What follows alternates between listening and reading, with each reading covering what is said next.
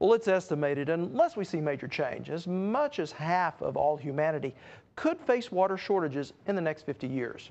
I sat down with David Sabatini, the head of the Water Institute at the University of Oklahoma, to talk about an issue he believes has as much to do about poverty as it does water. So give us some idea from a global perspective, just the role that water is going to play in our future.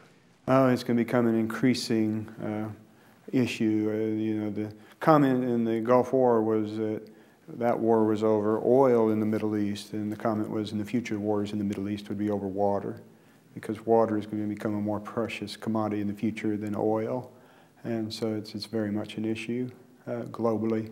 Then there are people in Africa that don't, you know, just have to walk miles each way to get water and walk back, and then again and again, and they carry the buckets on the heads that people may have seen pictures of. But they have to do that. I've seen villages in Ethiopia where they do that 5, 10 times a day, and it just takes significant amounts of time and energy. And we talk about in the developing world that they struggle so much with economic development. Yes. That I'm assuming that this has to play into that. Oh, definitely. The Water Center, the real goal is to bring water and sanitation to remote villages for health, education, development, and ultimately peace. Because you need to have water to be healthy, to be able to go to school, to be educated, and you need that education to be able to improve your situation to the point where you can experience economic development. And then that brings stability and peace, because you know, so often the people that are most vulnerable to instability are the people that are suffering so severely and not able to engage in the economic development process. Mm-hmm. I know some of the challenges are certainly complex, but are there some simple answers here? Oh, it's quite amazing, actually. The challenge, the technical challenges are quite simple. Making the water safe to drink. It's actually interesting in that, interesting statistic, the number of deaths due to unsafe water is comparable to the number of deaths due to HIV/AIDS, malaria combined.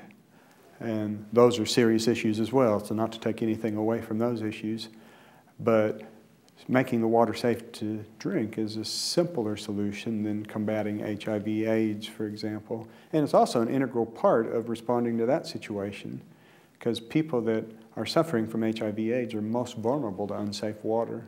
So it's an important part of responding to that issue, and equal in magnitude, if you will, in terms of deaths to that topic that we tend to hear more about in the news. Water is it's something that people doesn't quite get the attention in the press, in the news, that the other scenarios tend to get.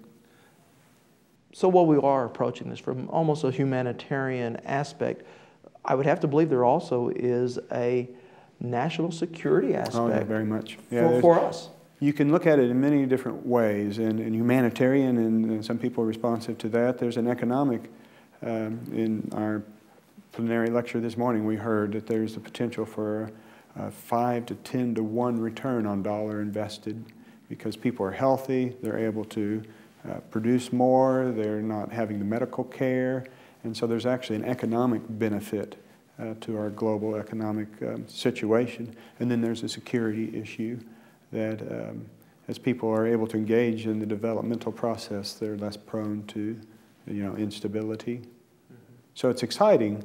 And it's exciting as a university to be able to take the bright young minds, and it's quite heartwarming to see the talented young people that are interested in and motivated by this, addressing issues that are common to Oklahoma, but in a bigger way taking that to developing countries and helping to make a better world, not only individual but individual, but in terms of promoting security and peace. The world as a whole benefits.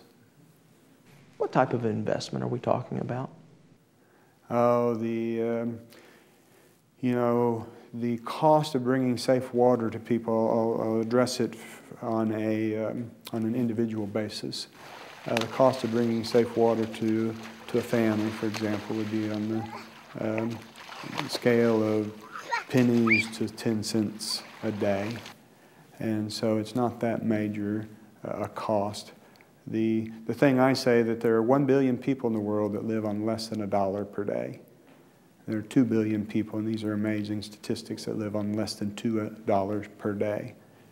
So a Starbucks coffee is, for example, enough for a family of 3 or 4 to live on for a day in many parts of the developing world. And what we're looking to do is to bring in, the exciting thing is that a small investment today on our part can help them engage in a developmental process where it can become self-funding in the future.